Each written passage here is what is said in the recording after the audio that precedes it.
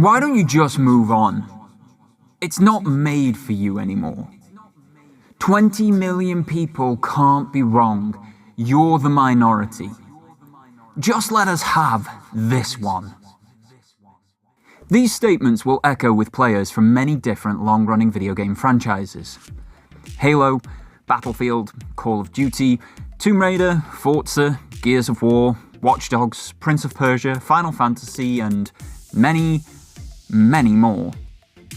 But those exact statements are all actual feedback and comments that I have personally received in regards to my reviews, my feedback, my thoughts, and my love of the Assassin's Creed series.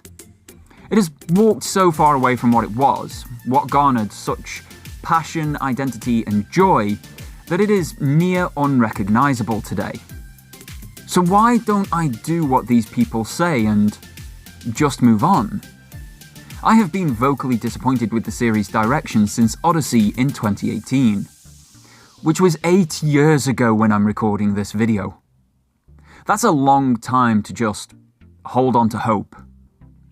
Every bit of feedback that I, and what feels like a giant portion of the original fanbase, have given, feels like it has been ignored or given lip service at best. Every new release has increased my frustration with the series. Even the best of the newer releases, Mirage, has caused me to feel this way. So, why do I feel this way? Why do I keep coming back? Why do I give feedback again and again? Why don't I just move on? Hopefully, through the writing and recording of this project, I can answer some of those questions in this video.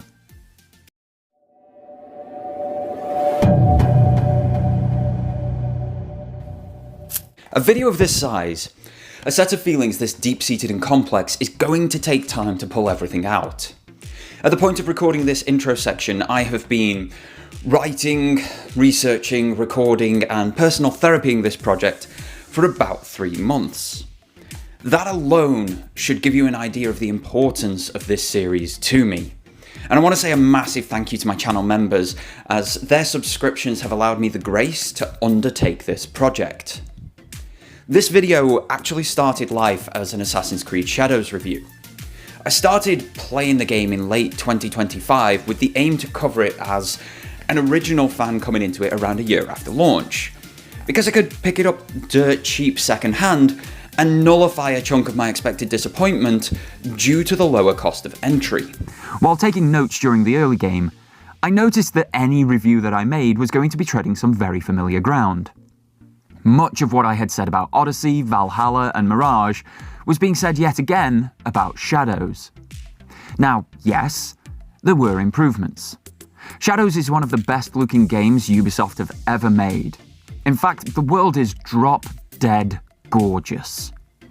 Bugs were far, far fewer in Shadows, as another example. Don't get me wrong, they're still there, and they do still offer some funny and aggravating moments. But they weren't as rampant or as negatively impactful as we had seen in more recent Ubisoft releases, which broke the games, broke immersion, and often your will to keep playing. Having those bugs feel like the norm for Ubisoft meant them being so few in Shadows was a wonderful and joyous surprise. But also the bar was set buried in the ground that they had to clear, meaning bare minimum effort would produce better results. Nearly everything else in the game, though, from the storyline, to the characterization, to the movement mechanics, to the visuals, to combat animations, the fact that the main character uses reverse grip, and so on, they all felt like I was treading familiar and ultimately disappointing ground. I would be saying near as makes no difference, the exact same things in a Shadows review as I had said for Odyssey, Valhalla, and Mirage, all of which have full coverage on this channel. And that brought me back to some of my old videos and some of those old comments of, move on, you're not the fanbase anymore. But is that true? I've been with this series since it was called Prince of Persia, as the research into a new Prince of Persia series for the PS3 era is what created Assassin's Creed. Over 30 years and multiple different development studios, therefore, if including the Prince, and nearly 20 years at this point on just Assassin's Creed. I have ingested as much media from this series as I can. Am I really not the fanbase anymore? I've been there since the very beginning. I have owned and played every single game in this series, including the PSP, Vita, DS and mobile spin-offs. I have physical, wearable Ezio Auditore robes and dual hidden blades that I have worn to multiple events and conventions. I have clothing from this series that is 10 and 15 years old respectively. I have collector's editions of everything from Brotherhood through to Valhalla. I have additional merchandise in the form of figures, statues, posters, mugs, books, comics, Blu-ray movies, bottle openers, pen drives, and much, much more. I've even built entire holidays around visiting cultural spots and locations from the games. Surely, all of that means that I am part of the fanbase. But those comments got me asking, should I allow Assassin's Creed to change, grow, and do things differently just without me? Or should I hold on, tooth and nail, to that passion, joy, identity, and sense of belonging that this series gave me previously? Let's talk about that passion, joy, and identity a bit, so that you can understand where I'm coming from. To do that, I'd like to ask you some questions. When did you last play a game that actively promoted a stealth playthrough? That narratively and mechanically was built around stealth? When was the last time that you played a game that punished you if you failed stealth? Now for those first two questions, that would be Ghost of Tsushima for me. 6 years ago at this point. And yes, while there is stealth in Yote, it's not actively encouraged in the narrative like in Tsushima. For that latter question, my answer is Assassin's Creed Syndicate in 2015. 11 years ago. In 11 years, there has not been a single game released that has stealth gameplay as the core mechanic that then punishes you if you fail stealth. So why do these questions and answers matter? Well, it matters because there is a demographic of gamers that I am a part of that right now feel like they are not being served by any development studio. That feeling is made worse when one of those studios used to serve them. For this group of gamers, who grew up on Splinter Cell and Metal Gear Solid, on Thief and eventually Stealth Inc. and Assassin's Creed, they have been grossly underserved for over a decade. While titles like Origami 2 and The Siege and the Sandfox have launched in the 2020s, their appeal and quality is constantly called into question. Do you want stealth as a Metroidvania? Do you want heavy combat in a stealth game? Whilst these games have their merits, they are failing to scratch that stealth first and only itch that this demographic has. And when only two spring to mind after half a decade, but I run out of fingers to count the amount of shooters, RPGs, JRPGs, open world, action adventure, cozy, creature capture, and so on types of games in the previous calendar year alone, hopefully you start to see the challenge. It's a challenge when there are not the blockbuster and tentpole AAA releases in the genre, that then inspire smaller developers to make something in that genre too. It's a challenge with the questionable appeal and quality of the small selection that is available. It's a challenge with the overall lack of releases. If you type stealth into the Epic Games Store search bar, for example, only 2 options appear. This one goes further than just Epic. This is the PlayStation Store, the actual content that I have, and I'm trying to filter it by stealth. You should get things like Metal Gear Solid, you should get things like Assassin's Creed, you should get things like Ghost of Tsushima in that. But all of those fall under action adventure. There isn't even a filter on the PlayStation Store or the PlayStation 5 console to be able to filter your games by stealth. You are having to search through other categories to find things that have stealth as a part of them. And don't even try searching for it on the store itself, because you won't find anything. The stealth players have been starved of content for an extended period at this point. But this demographic shouldn't feel starved of content.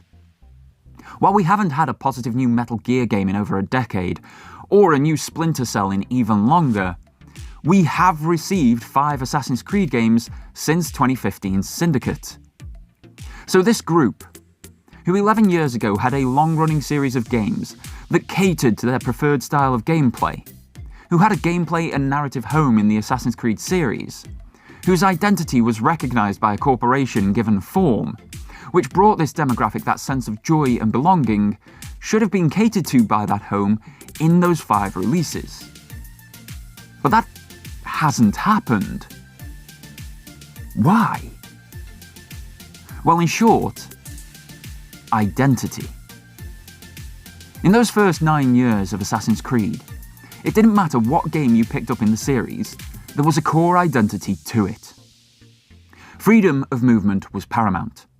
While you could technically climb anything, that climbing was realistic, meaning you needed hand and footholds, and it was often presented as a puzzle to solve.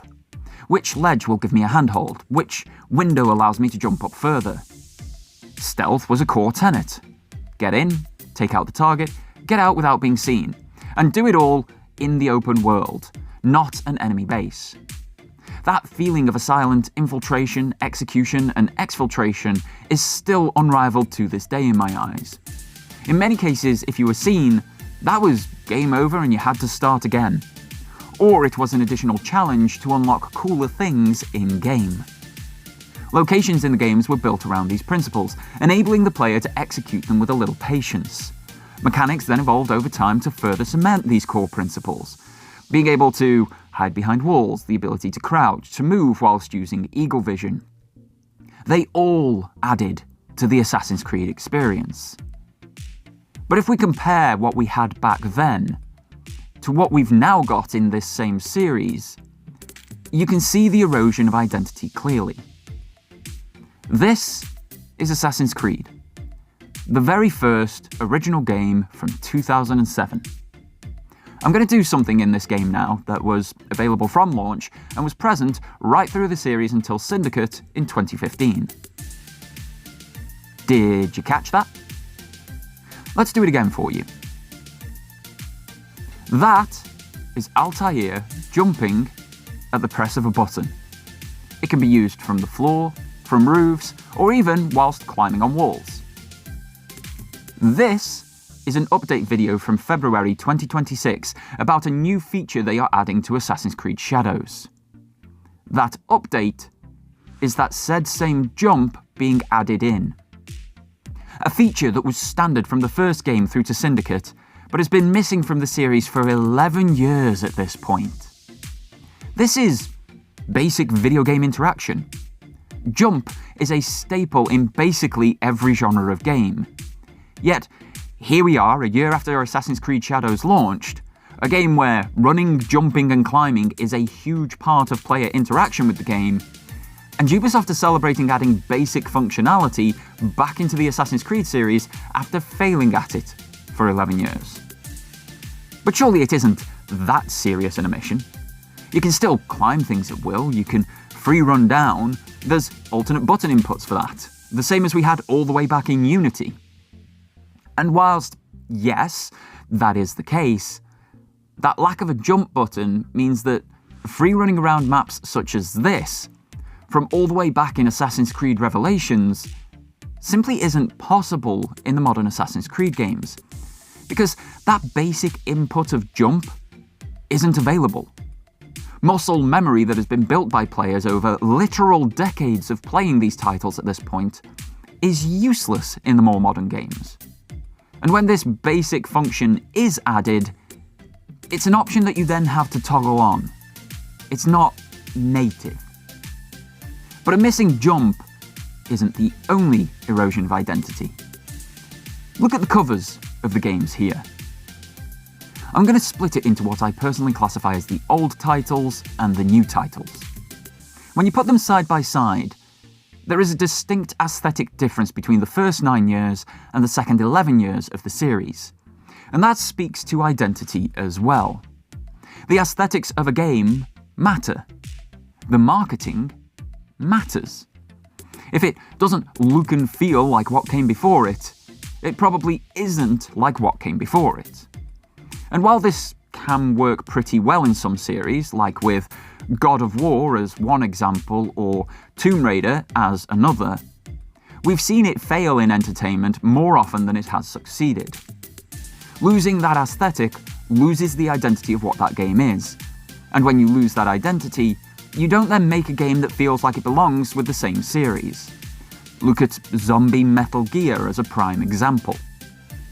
Look now at those covers from the first 9 years of Assassin's Creed, and a few primary things will jump out at you about the game. Firstly, the HUD ties all of these titles together as part of the same series.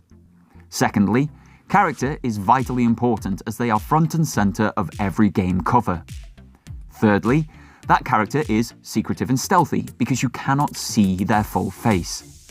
And fourthly, that character is a downright badass. Their pose and attire tells you as much. But when you look at the following 11 years, not only are there far fewer titles, but the focus is different too.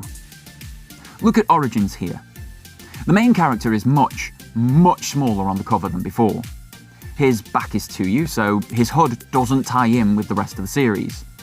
The focus is upon the location of Egypt and not the character. And given the abundance of things that are on the cover, it speaks to an open world with lots of things to collect and boxes to tick.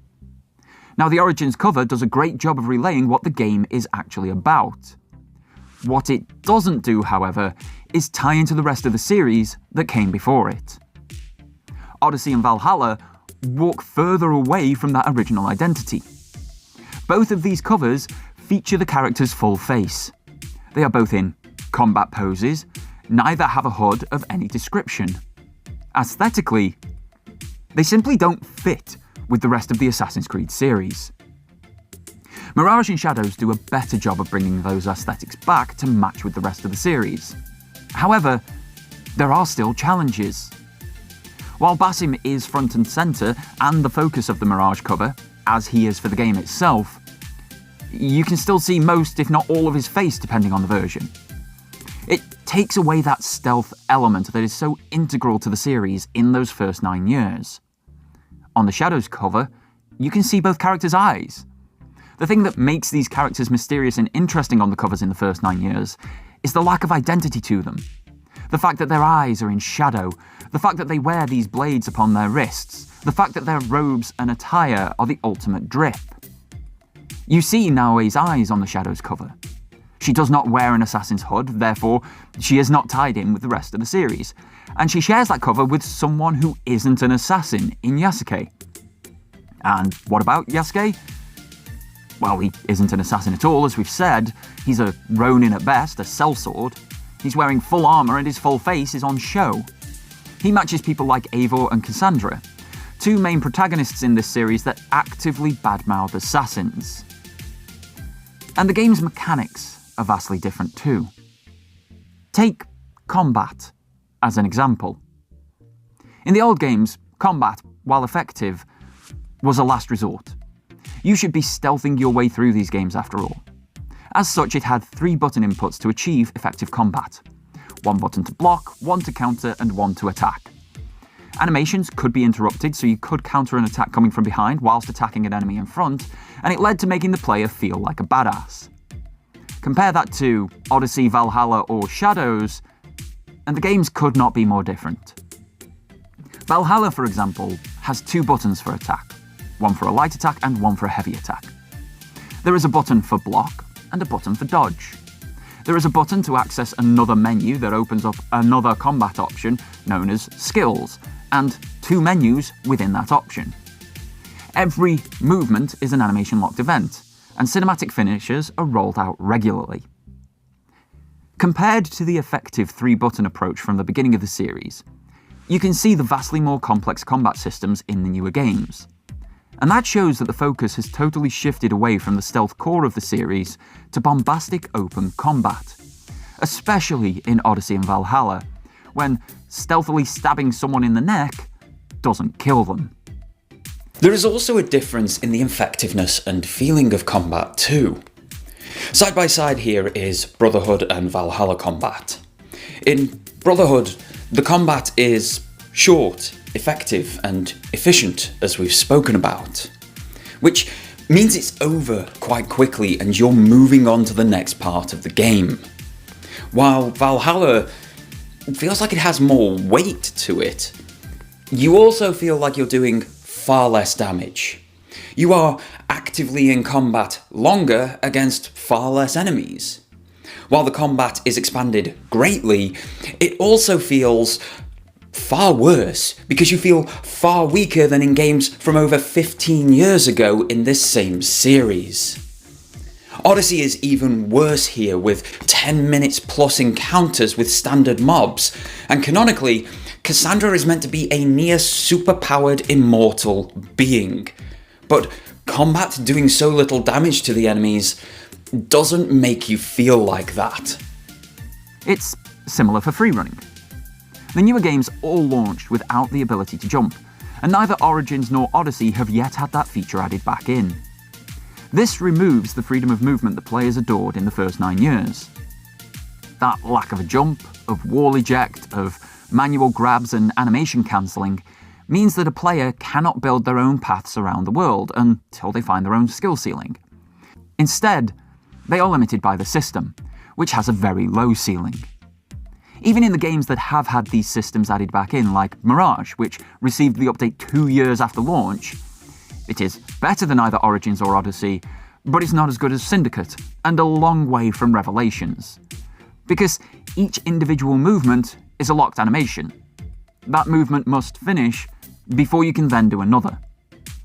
It feels like terrible input lag in the game. Possibly the worst part, though, is the literal interpretation of climb anything. This is the Pantheon in Rome, and this is it in Assassin's Creed Brotherhood. It is an example of a fantastic climbing puzzle in the series. The only way to reach the pinnacle of the building is via a climb up the internal structure. There are decoy paths and options for failure, but it is possible to solve a puzzle and climb all the way to the top of the building. And whilst yes, there is a viewpoint and an animus glyph at the top of the climb, they are not the point of it. The challenge is. The satisfaction is in completing the climb. It is done for the sake of doing it. A beautiful piece of meaningless but memorable interaction with the world of the game. By comparison, here's a building in Odyssey. You can literally climb up any part of it. There's no puzzle to getting to the top, and Cassandra leaps up it like some dino-performing machine. This means there's no satisfaction in the climb, as an elastic band on the controller could achieve the same result. It also means it's completely unmemorable. This footage is from 2019-2020. I don't know where in the game this happened. The speed is a challenge as well. This is Mirage playing, hopefully behind me, depending on the edit, but this is Mirage, and I'm just climbing straight up a building, and it is so unbelievably slow. And this tank-like slow movement is the same in Valhalla, in Odyssey, in Origins, and in Shadows. It's just cumbersome. It feels laborious. Yet you jump back to Syndicate, to Unity, which are still animation-locked games, and they feel so rapid in comparison. When you're going back to like the Ezio games, the speed of movement is insanely high in comparison to what we've now got. There's just a major devolution in terms of the fluidity and feeling of parkour. The character's identity has been lost too after the old games, thanks to mechanics that have been implemented. We all know Ezio's 3 robes as an example. Even if you've never played the Ezio games, they're iconic outfits in the video game space because he wears them during incredible narratives, awesome set pieces, fantastic quotable moments, and while you, the player, are embodying him. But Bayek? Cassandra/Alexios? Eivor? Basim? Naoe? What are their robes? What is the iconic outfit from their games? The reality is, there isn't one. Because you have a gear menu where you swap out pieces for better loot that you pick up along the way. Meaning the outfit and aesthetics of your version of the character change every time that you get more gear. There is a reason that up to 20 years later, Ezio's and Altair's robes are unlockable in every single Assassin's Creed game. It's because, 1, Ubisoft have never bettered the design, and 2, now the characters don't even have iconic outfits of their own. It's also why Assassin's Creed cosplays are primarily done from the games in the first 9 years. There's no permanence or lasting legacy to the newer game's iconography because of the gear system. The writing is to blame here as well, though, because there's no memorable moment. There's no personality to the characters. Nothing that hits the player so hard they emote so strongly with it in any game from Odyssey onward. You can go back through the series and pick out quotable moments. Moments that fans will gush about given their narrative impact, or be able to quote to you verbatim. Take Ezio's Bonfire of the Vanities speech, his declaration of war against the Arsenale in Constantinople, or his monologue to Altair's remains. No books, no wisdom, just you, fratello mio.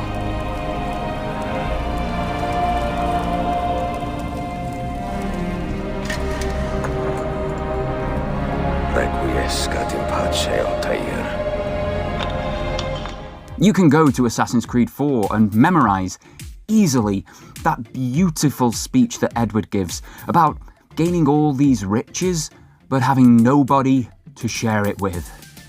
The conversation that Haytham has with Connor about the ideologies of both the Templars and the Assassins, and them more or less aligning, just a minor difference in execution. Bayek's ending speech in Origins setting up the full creation of the Creed. These are all beautiful, impactful, and memorable moments. And it's more than just these massive memorable moments as well. There's lots of small moments, lots of little things throughout those original 9-year games that really hit home hard. Liberation and Freedom Cry are 2 extreme examples. Just the existence of these black characters in the world that they live in is a massive commentary, and it makes black players feel seen. But even Edward in Assassin's Creed 4 talking to Adewale and offering him a position on his crew that would befit the unjust nature of the world from those as fair as he. Incredibly powerful moments. Sticking with Assassin's Creed 4, Kid revealing that she's a she. Massive moment that is just accepted wholeheartedly by Edward. How powerful is that to so many people in this world who have hidden who they are otherwise? It's not just the big moments, it's not just the speeches, it's not just the rambling moments of these characters where they do like a summarization of everything that's going on in their game. It's the little things that happen throughout the entire experience that enamor these characters to you and maybe even change the worldview of the player. But when it comes to trying to obtain the same from Odyssey, from Valhalla, from Shadows, from Mirage, they're more often than not one-word options that are just repeated infinitum throughout the games. Malaka is the one from Odyssey that everybody quotes. One word is the entire quotable content to come out of a 150-hour game. Assassin's Creed 2 was 10 times shorter, And even if you only take the repeated phrase from that game, you're getting 2 additional words from Requiescat in Pace. But AC2 was not limited to 3 quotable words. There are reams of varied script that fans still quote to Roger Craig Smith to this day. And Assassin's Creed 2 launched in 2009. That's far harder to do with the more modern Assassin's Creed. Because of the way they have to be written to fit these massive open worlds, 150-hour campaigns, and play in any order structure, the scripts cannot have any substance to them. You can't have a character appear in one quest when you haven't yet played their introduction quest that is in the opposite direction on the map. You can't reference events that happened earlier because the player may not have done them yet. Likewise, your playthrough may have tons of allies, but because other players may not have those same allies at that narrative quest, said allies cannot be utilised in your story or playthrough. The writers cannot give you the moments, the impact, or the speeches that these characters could have because they are working around empty shells to serve tick box exercise busywork gameplay. They are completely empty, partially down to the gameplay structure of tackle this in any order, and partially down to the RPG light structure that Ubisoft have adopted, where they do not commit to either model of the RPG protagonist. They should either give you a fully formed character that acts like themselves, even if you choose the so-called evil options, or they should give you a blank slate where you can project your version of the characters upon the avatars, and act as a paragon of peace, this horrific monster, or some morally grey in-between thing, depending on how you feel about the NPC or situation you've just interacted with. But the Ubisoft writers give you a bit of both, and it simply doesn't land because there's no real personality to this character that you are playing as. And without that personality, there cannot be those personal, empathetic moments that stick with the player long after they've finished playing. These things aren't helped by poor acting and direction either. Just look at these 2 different deliveries from the same series. Better still, close your eyes and just listen. He's here. You have a beautiful home. Would you believe this is the first place I truly dropped anchor? Before this, I was always on the move. Why did you choose Sakai? Were you looking for something? I will explain myself, but do feel free to look around.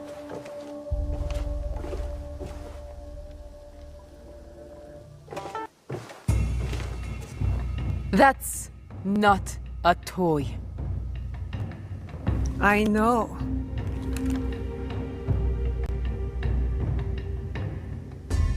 It's a coward's weapon. Ah, that was the feeling I couldn't place. It's you from that night.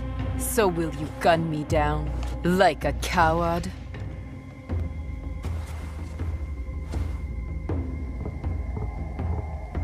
I have a better idea. Why don't you tell me what will make this right between us, and I'll get it for you. You think I would bargain with my father's murderer? You are in the strongest position. You offer life, I will trade anything for that. I want the box you took from me that night. Ah, the box. Well, it isn't here, but I can take you to it. No. You'll tell me where it is. I do that, you'll have no reason to let me live. So you won't tell me where it is? No. Then you're of no use to me at all.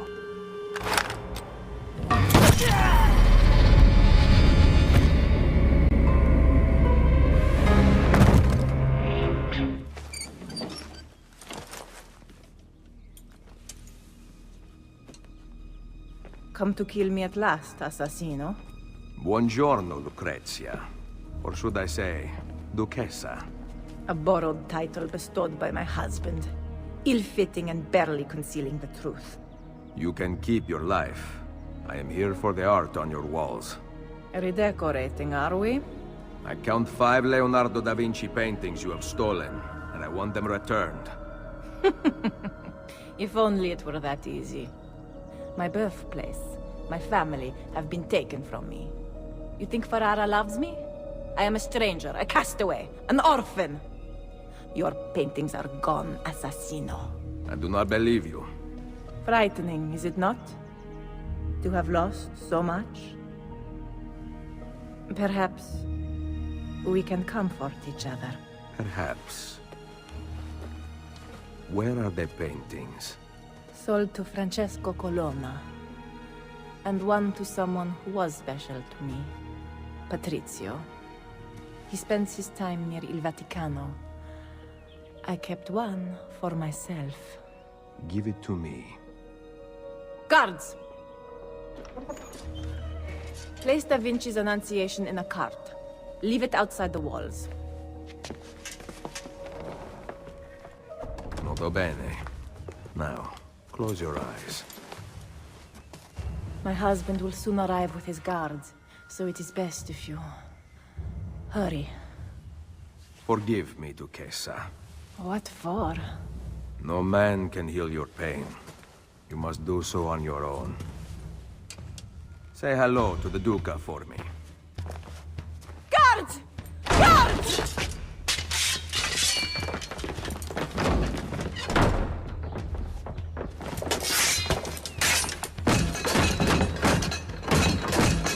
If you did not know better, you would think that the second delivery is newer. The realism in the voices alone points to lessons learned and a will to offer the best experience possible to the player. These lines are delivered with emotion and conviction. They immerse you further into this world because of their believable delivery. But those lines were released in 2010, 16 years ago when making this video. That breadth of delivery and storytelling is absent in Shadows, the most recent release of the series. Watching and listening to that scene, which has a fade to black transition into it, signaling a pre-made cutscene, feels amateur. The line delivery is flat. It offers no variation, no emotion, no relevance to the situation at hand. I'm not exaggerating when I say I've seen high school drama productions with better acting, direction, editing, and production. The Shadows delivery throughout the game feels phoned in across all of these disciplines. If you did keep your eyes open, you'll notice a difference in the dynamism of the scenes too. This is actually one of the more dynamic Shadows scenes, but it was still very contained.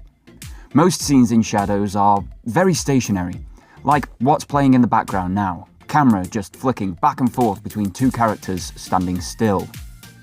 Unnervingly, inhumanely still.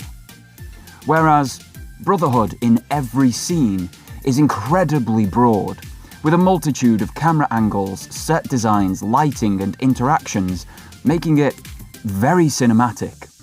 Gone is that personality. Gone is that atmosphere. Gone is that storytelling. I could easily pull out many, many more unfavourable comparisons, like the cutscene assassination of major targets in the newer titles, rather than it being a player action. This playing in the background is the first major assassination in Shadows. It's a cutscene! Whereas this is the first major assassination in Assassin's Creed. That's me executing the target and then escaping.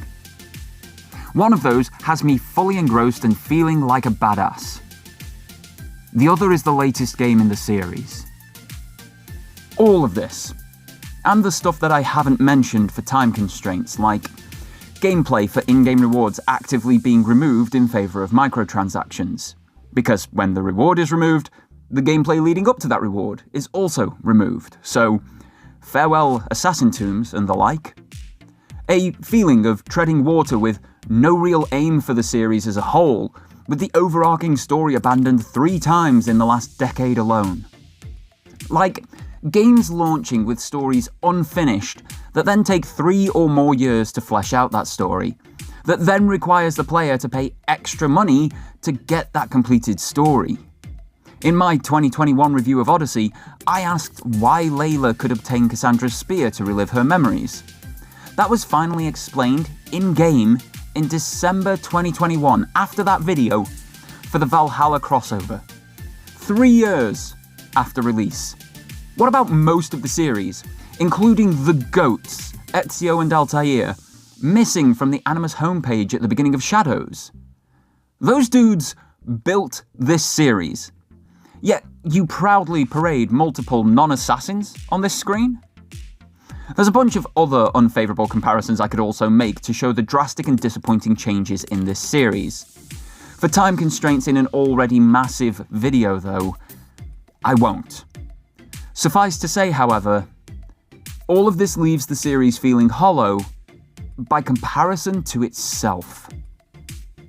This neutering of identity, to try and appeal to the widest possible purchase base, means that people cannot and do not connect as strongly with the newer titles, because there is less substance available to connect with, despite massively swollen playtimes.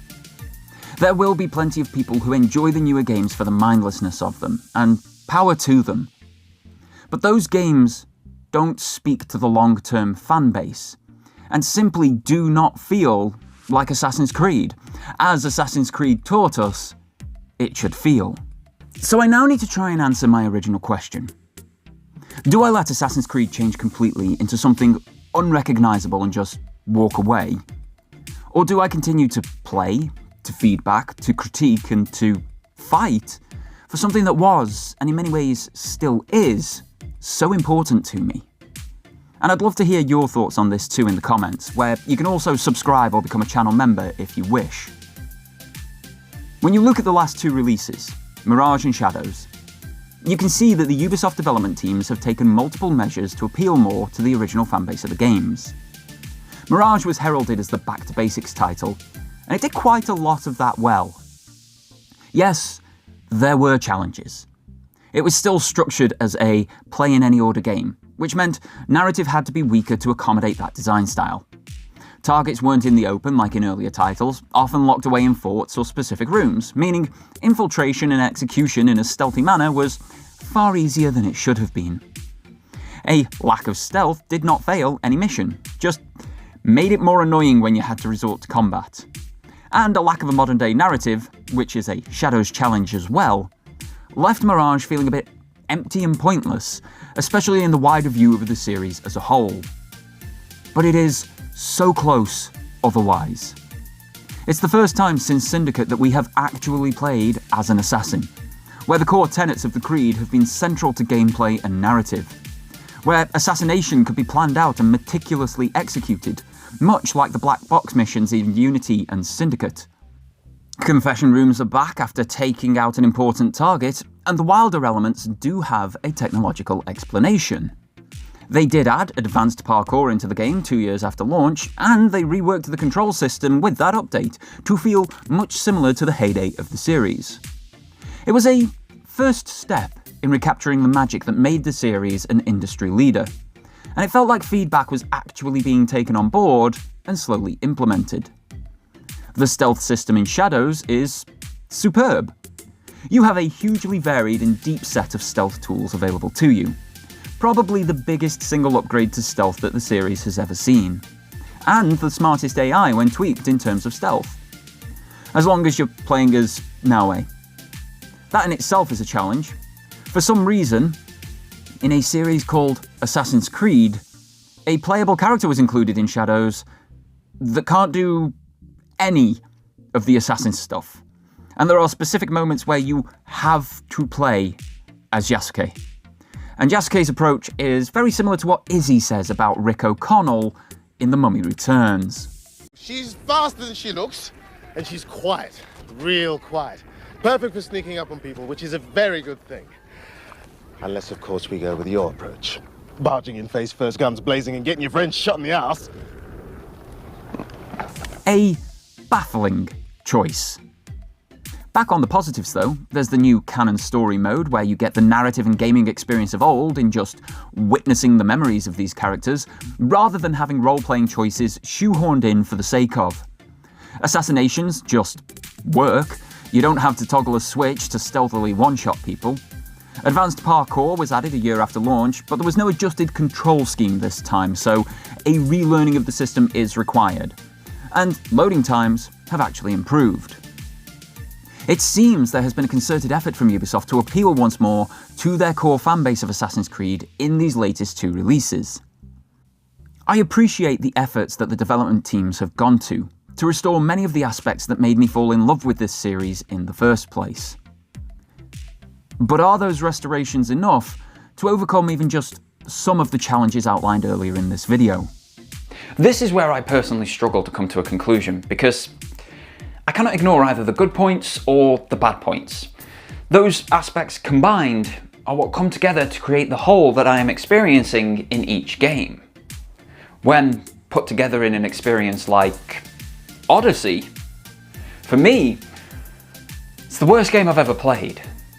Below even Concord. That is the magnitude of distaste and rank disappointment that title makes me feel. By comparison, Mirage left me with a feeling of just a little more. A little tweak on narrative, a little tweak on gameplay design, a little tweak on structure.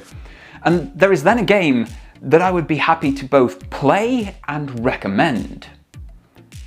But then Shadows walked away from many of the good points of Mirage. Confession rooms, the Brotherhood, the Tenets, the acting and direction. The sum of the parts make up the whole. And more often than not in the RPG era, that whole has been found wanting for me.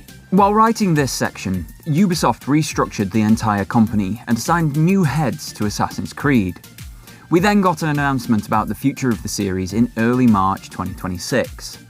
Project Hex, a supposed smaller, contained open world with a linear narrative and an Ezio cameo, along the lines of Mirage, according to multiple creators like Luke Evans who have had the conversation with the development teams directly, and Jade, a mobile Odyssey-like, are still incoming, though with no release dates despite 4 years plus of development on both so far.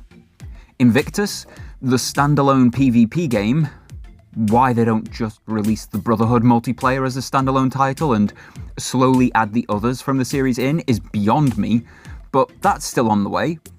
Again, no release timeline though.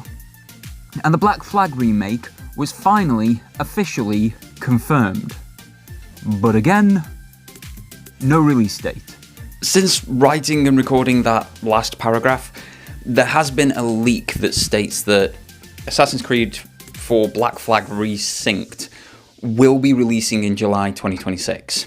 We do have an announcement for the reveal of gaming's worst kept secret, the Black Flag remake, on the 23rd of April. So we should have the exact release date then, but as they have said in their own official marketing, the worst kept secret in gaming, that 9th of July date is probably bang on. There are plenty of projects coming, outside of gaming too, given the live-action Netflix series. The challenge is, given the flip-flop nature of the series since 2017, can we trust that any of these releases, across multiple platforms and mediums, will actually be positively additive to Assassin's Creed as a whole? That is where my mind lives with Assassin's Creed. Can I trust anything that is coming down the line? There was a point in this series' history that I knew, in spite of any problems, challenges, or bugs, that I could trust the next game to be additive to the series as a whole and stand well enough on its own. It would appeal to my gameplay and narrative sensibilities, and it was working towards an eventual, satisfying series conclusion. But that hasn't been the case for me since I finished Origins in 2017. And given Ubisoft's comments, it hasn't been the case for them since that point either. When you consider that the biggest problem facing the Assassin's Creed series now is probably Ubisoft itself, that likely means that we will never see a return to the heyday of Assassin's Creed. And in my mind, that unfortunately includes the Black Flag remake as well. The company has no identity outside of make money at all costs.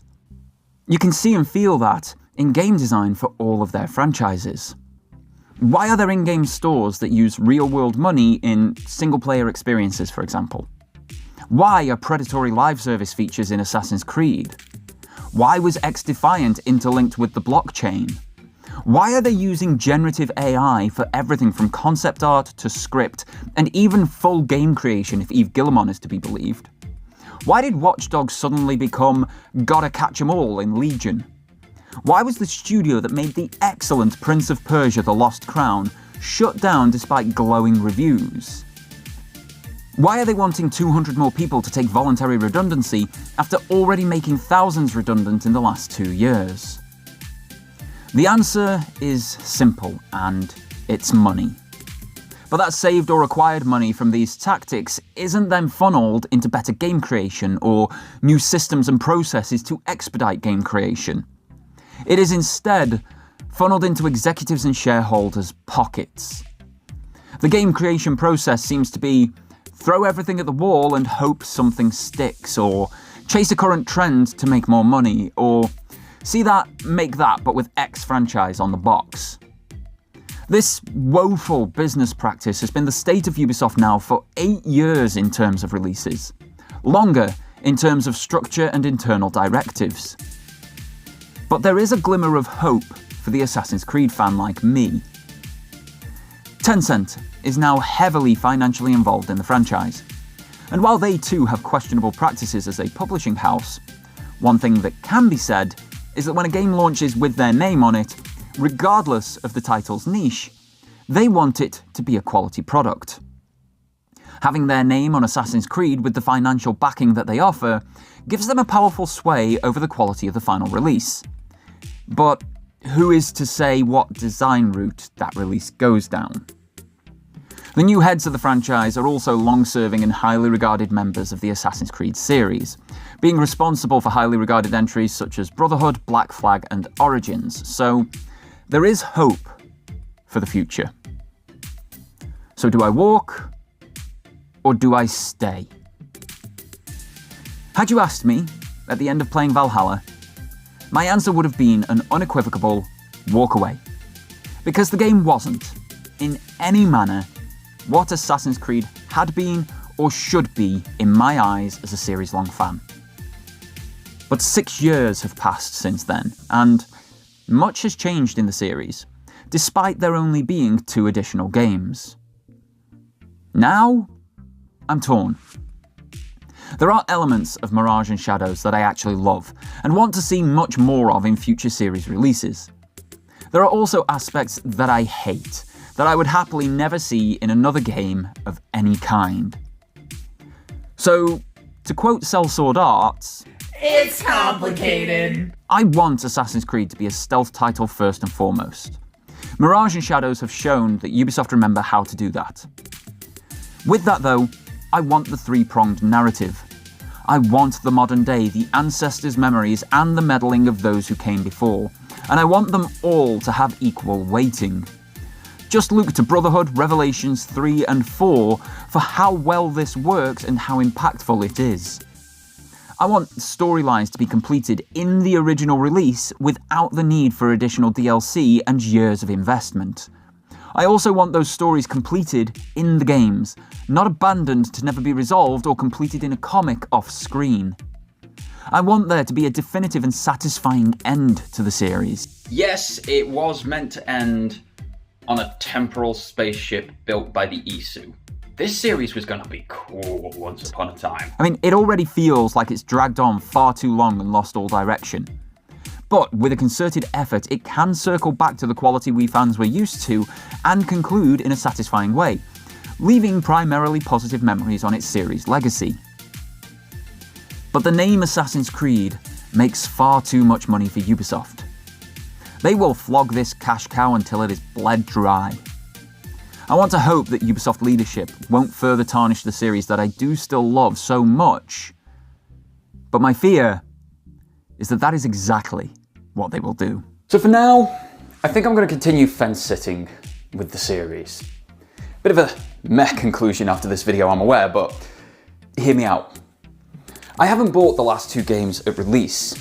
I've bought them second-hand a good chunk of time later. And for me, now, that is the best course of action. My money goes into the pocket of another individual rather than Ubisoft, and I still get to experience the game and give my feedback upon it just at a later date. And that lower cost of entry, for me, nullifies much of the disappointment. And if the games continue to improve and impress me, then I can reassess this in the future. If they, however, disappoint me further, I can reassess it the other way. In the meantime, at least I have the Ghost series of Tsushima and Yote to give me the Assassin's Creed gameplay feeling that Ubisoft simply aren't. And all of the Kojima Productions games for the complex storytelling this series once expertly offered.